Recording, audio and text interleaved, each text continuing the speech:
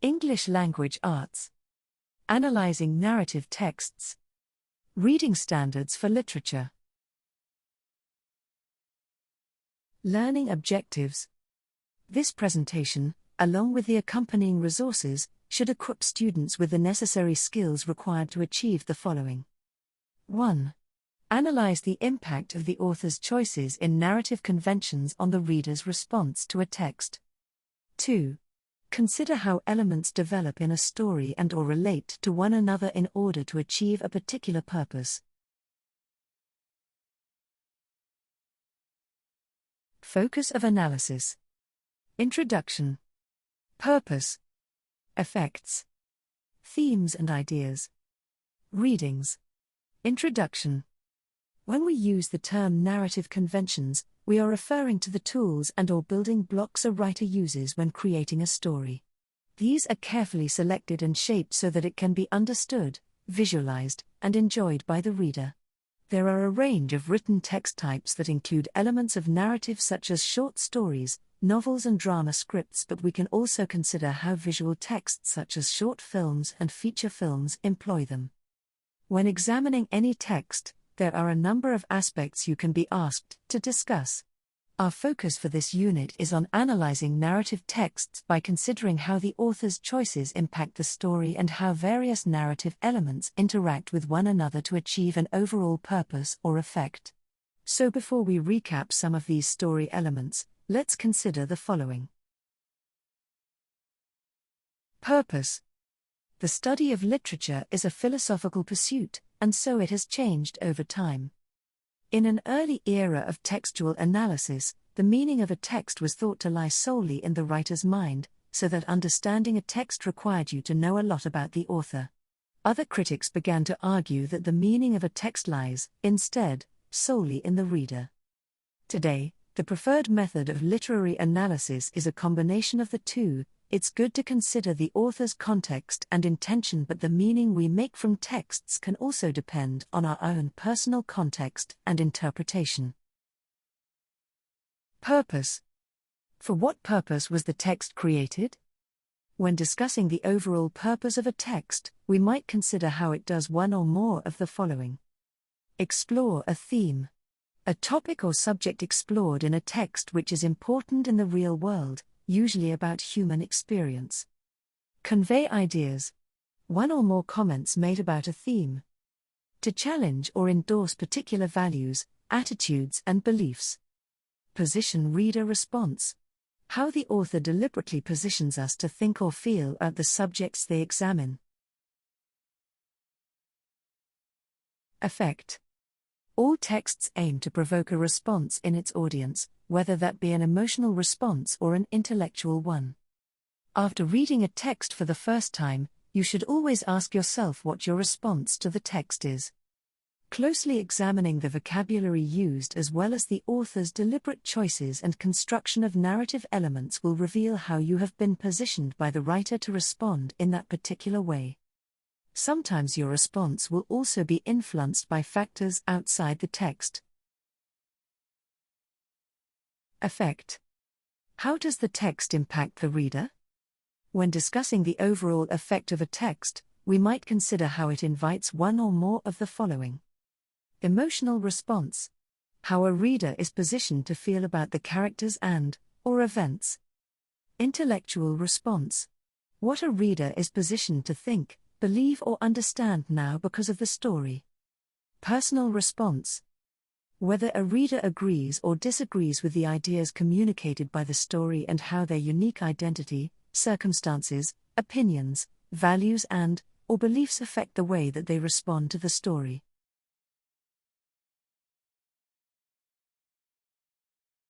Readings. How do you interpret the text? It's important to remember that we may not always be looking for what the author intended, but can look at different ways of reading a text that produce different interpretations. There will always be a dominant or invited meaning of a text, and it will usually be the one that you immediately arrive at after your first reading. But other meanings may also be available. A resistant reading is one where you reject the values and/or assumptions that underpin a story to produce a contradictory meaning than the one originally intended, and an alternate reading is one where you interrogate the values and assumptions made by a text, often to consider the story from a different point of view. Themes and ideas. A theme is the main subject explored by a text, and it often conveys a message or moral. That message will be about life, society, or human nature. Themes often explore timeless and universal topics and are almost always implied rather than stated explicitly. Along with plot, character, setting, and style, theme is considered one of the fundamental components of fiction. When discussing themes of a text, you say that a theme is explored or developed by the text.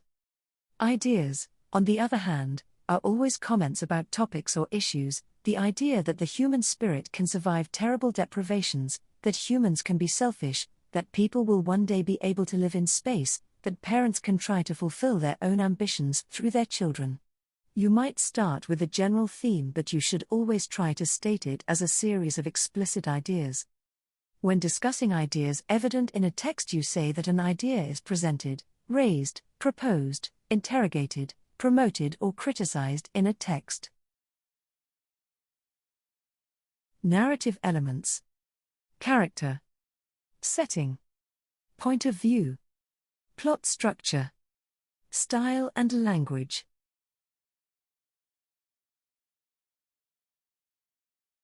Analysis. We're going to recap some of the main elements of narrative that you might interrogate when determining how a text is constructed to fulfill a particular purpose, or when considering how you've reached a particular interpretation. It's important not to look at each of these elements in isolation, but to consider how they develop over the course of a narrative, as well as how they interact with one another to form a complete story and work towards communicating particular themes and ideas. Character. Consider how writers construct, present, and reveal characters in order to position our response to them. When analyzing characters, we can look at their role in the text, for example, protagonist, antagonist, supporting, minor. Direct and indirect speech. Physical appearance. Body type, facial features, clothing. Thoughts and personality. Behavior and actions. Symbolic objects. Relationships and interactions with other characters. Character. When analyzing characters, remember, they often represent things about human beings that the author has observed. Look out for what the author might be exploring about human behavior. They are not real. Discuss how they have been constructed, rather than write about them as though they are real people. The protagonist isn't going to be perfect or likable. They should represent the flaws and weaknesses of everyday people. As the protagonist develops, the reader learns about conflict resolution. Setting.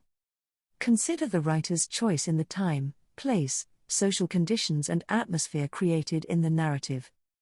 When analyzing setting, we can look at time. The time of day, year, season, historical era. Place. The room, building, town, state, or country.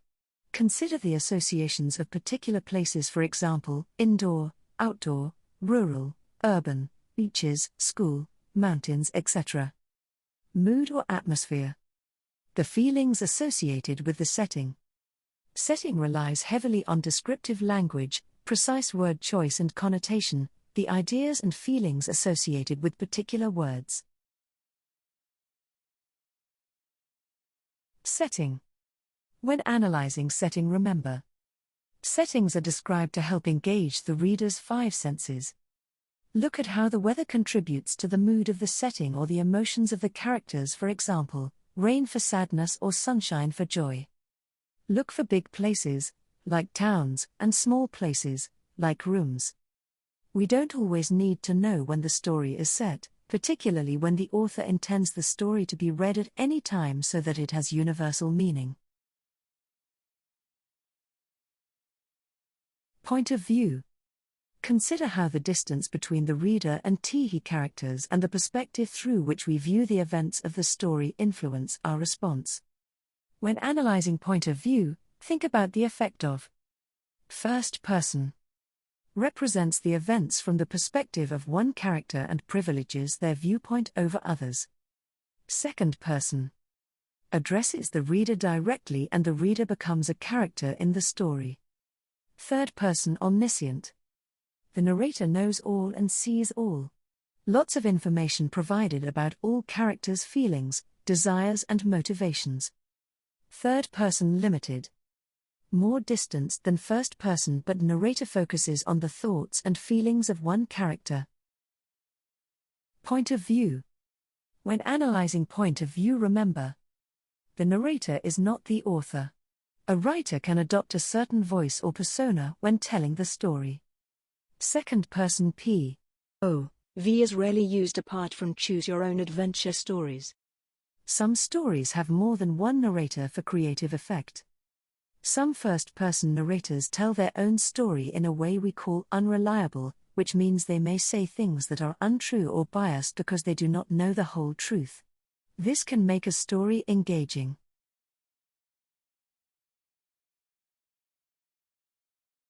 Plot. Consider the sequence of events and the organization of these elements so that they generate interest, suspense and surprise for the reader.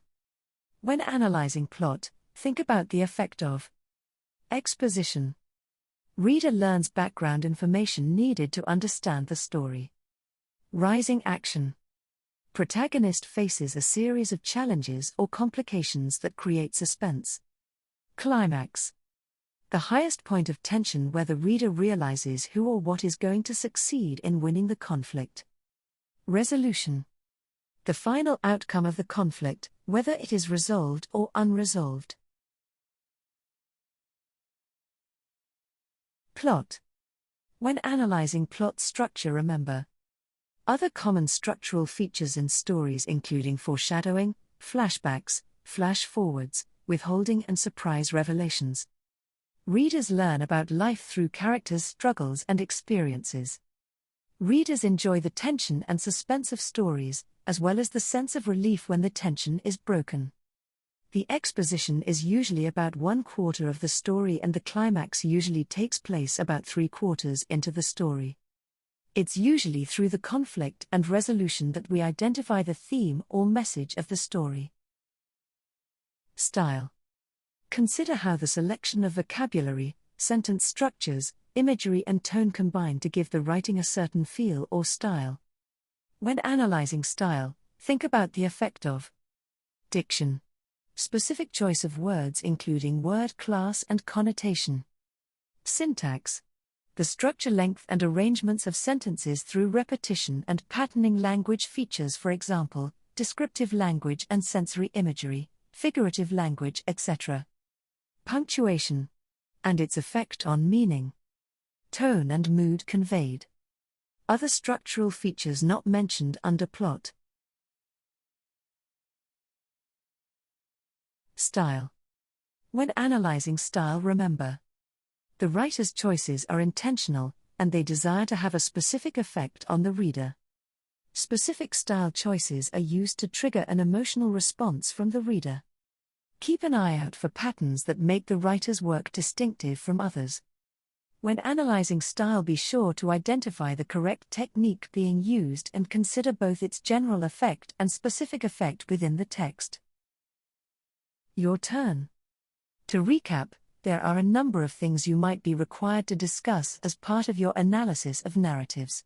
Each story is unique and different authors will have different approaches to structuring and styling their work depending on their purpose. These will influence the way you read and respond to the text. We're now going to apply this knowledge by reading and analyzing a range of narrative texts, considering how the author's deliberate construction of the text shapes our interpretation. Good luck. Thank you for watching. See you soon.